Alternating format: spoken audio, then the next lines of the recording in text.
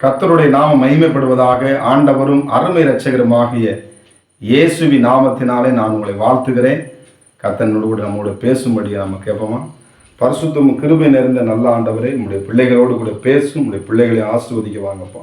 இயேசுவி நாமத்தின் பிதாவே, ஆமென். சங்கீதம் 119 165 சங்கீதம் கூட வாசிப்போம். 119 165. உம்முடைய வேதத்தை நேசிக்கிறவர்களுக்கு மிகுந்த சமாதானம் உண்டு, அவர்களுக்கு இடரல் இல்லை. கர்த்தருக்கு மகிமை உண்டாவதாக.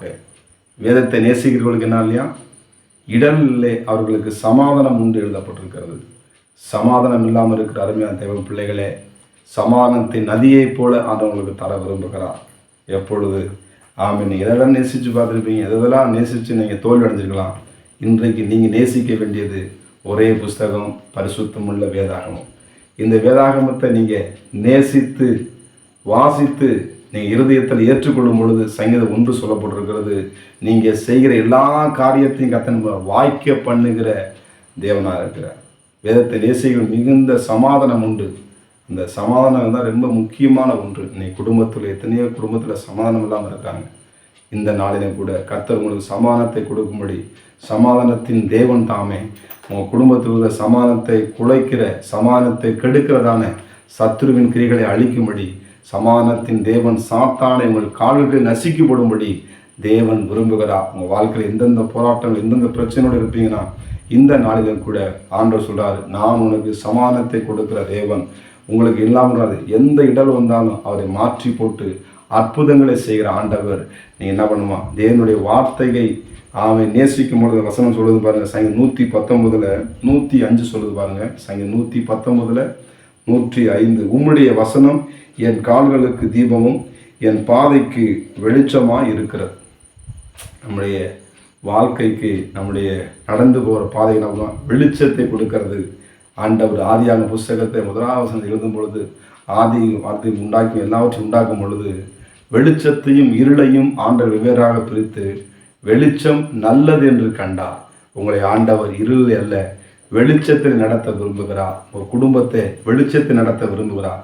உங்கள் ஊழியம் வெளிச்சமாக இருக்கும்படி விரும்புகிறார். உங்கள் பிள்ளைகள் வெளிச்சத்தின் பிள்ளைகளாக இருக்க வேண்டும் என்று விரும்புகிறார். அருமையான தேவனுடைய பிள்ளைகளே, ஆமே சோத்திரம். ஆண்டுடைய வார்த்தை என்ன பண்ண சொல்லுங்க? ஆண்டவர் இந்த மத்தியில் சுவிசேஷம் 4ஆம் வார்த்தைனா, மனுஷன் அப்பத்தினால் மாத்திரமல்ல கர்த்தருடைய ஒவ்வொரு வார்த்தையிலும் அவன் பிழைப்பான் என்று எழுதப்பட்டிருக்கிறது.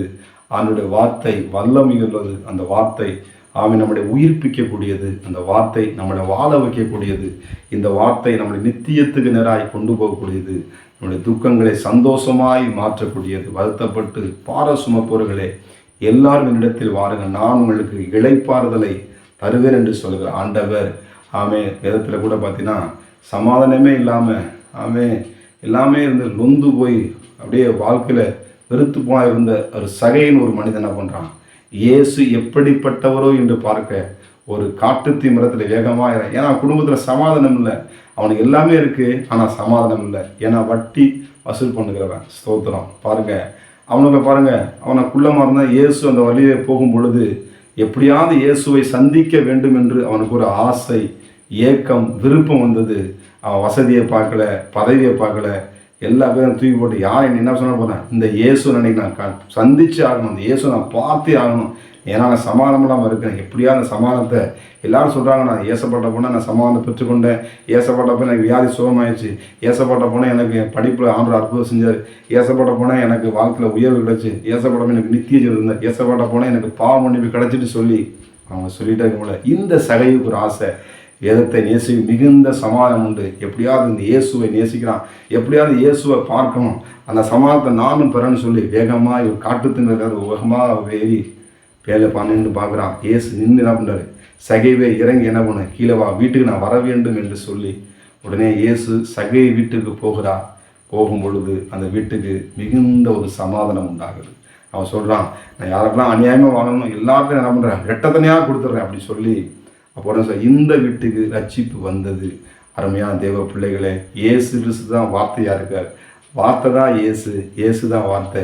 அவர் வார்த்தையாக இருக்கிறார். இந்த வார்த்தையை நீங்கள் உட்கொள்ளும் பொழுது நீங்கள் சந்தோஷம் அடைவீர்கள். உங்களுக்கு சமாதானம் உண்டு என்று வேதம் சொல்லுகிறது. மிகுந்த சமாதானத்தை கொடுக்கிற ஆண்டவர் அந்த சகையுடைய குடும்பத்திலே சமாதானத்தை அவன் நதியை போல அவன் சொல்லி அளவிட முடியாத சந்தோஷத்தில் நிரம்புறான்.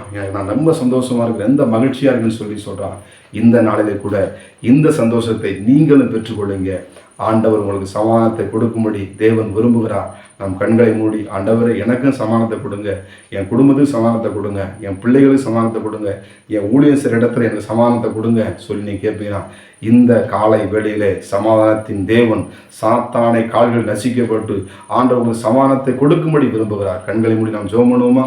பரிசுத்தமும் கிருபை நிறைந்த நல்ல தகப்பனே, ஆண்டவரே, சமாதானத்தின் தேவனாகிய கர்த்தருடைய பிள்ளைகளோடு இடைப்பட்டு கொண்டிருப்பதற்கு ஸ்தோத்திரம். வேதத்தின் இயேசு மிகுந்த சமாதானம் உண்டு, அவர்களுக்கு இடரல் இல்லை என்று எழுதப்பட்டிருக்கிறது. ஆண்டவர் எந்தெந்த காரியத்தில் பிசாசு ஆண்டவரே பிள்ளைகளை எந்த வேதனைப்படுத்தி கொண்டது எல்லா இடர்கள் விலகட்டும் இயேசுவின் நாமத்தினால். அற்புதங்கள் நடக்கட்டும் அப்பா.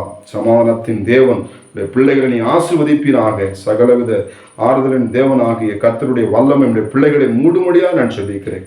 ஆசீர்வதிங்க, பலப்படுத்துங்க இயேசுவின் நாமத்தின் பிதாவே, ஆமென். God bless you. கர்த்தர் உங்களை ஆசீர்வதிப்பாராக. சமாதானத்தின் தேவனவர் உன்னை விட்டு நீங்க மாட்டார். ஜாதிகளும் ஜனங்களுமே உன்னிடத்தில் சேர்ந்திடுவார். யூதாவின் செங்கோ